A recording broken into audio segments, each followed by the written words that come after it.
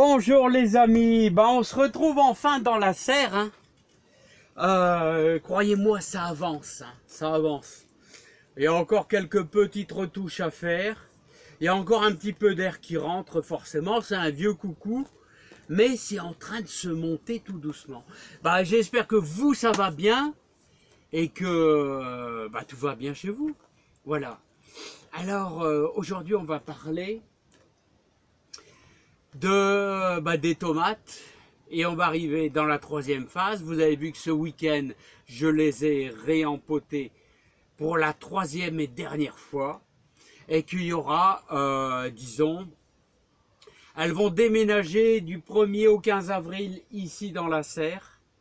Et en général, j'essaie de voir à partir du 15 avril comment ça se comporte dans la serre. Je vais peut-être les laisser peut-être un peu plus longtemps groupés. Alors, le problème c'est les gelées toujours. Jusqu'au 15 mai, le problème c'est les gelées. Comment combattre les gelées?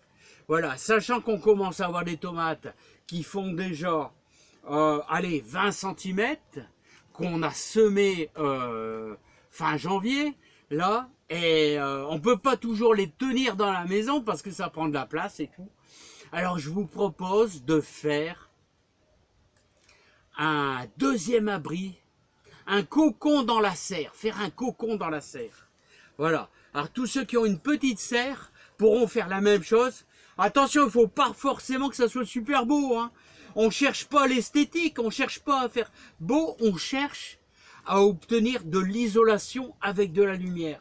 Donc, je reprends toujours plus ou moins les vieilles palettes. Alors, regardez pas la beauté à l'esthétique. On n'est pas là dans l'esthétique, on est là dans l'isolation.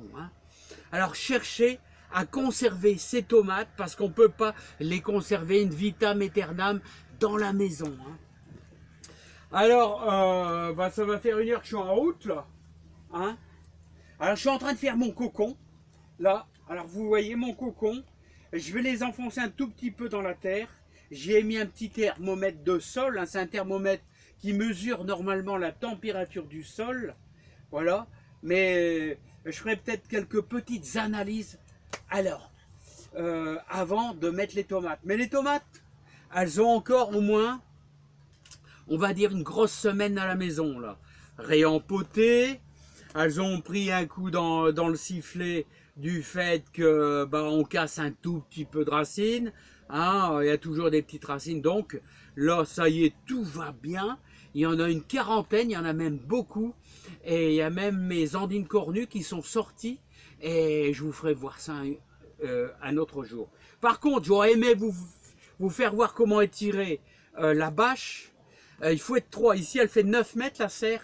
Mais j'ai pas pu, il y a trop de vent. Ça va être une vidéo de nulle. Il y a trop de vent. Voilà, mais bon, demain, je ferai ça malheureusement tout seul. Je peux le faire que tout seul. À moins que mon garçon puisse venir m'aider. Et je vous ferai voir un peu avec le pied. Il faut être, sur 9 mètres, il faut être 3. Un au milieu, un de chaque côté. Et on étire avec le pied, puis on tire la bâche avec les mains. Bon, pour de la grosse bâche, ça va très bien. Allez, je vous fais voir un petit peu ce fameux cocon. Alors, comment je fais? Protection contre le gel entre le 1er et le 15-20 avril. Alors, premièrement, voilà le cocon. C'est pas esthétique, je vous dis. Mais ça a l'avantage, c'est que ça coupe le vent. Ouais, ça coupe le vent. Alors, si vous faites ça avec des palettes de récupération, voilà, donc avec du gros plastique que vous mettez grossièrement, vous avez vu, voilà, un petit fil comme ça, c'est même pas du fil de fer, c'est du fil de récupération, voilà, bon bref, ça n'a aucune importance, que vous enroulez grossièrement, grossièrement, vous embêtez pas, là, voilà, vous faites ça, vous faites tout le tour, voilà, là c'est de la vieille bâche de serre. Voilà, avec des vieux clous, bon, je m'en servais pour faire autre chose, pour faire des petites couches. Et donc, elles étaient dans le jardin, elles sont pas super belles, mais on n'est pas dans l'esthétique, les amis. Alors, l'objectif, qu'est-ce qu'il faut faire? C'est de trouver tous les endroits d'aération. Vous voyez, volontairement, j'y ai mis de la terre volontairement, j'y ai mis de la terre dessus. Il faut pas qu'il y ait d'air qui passe.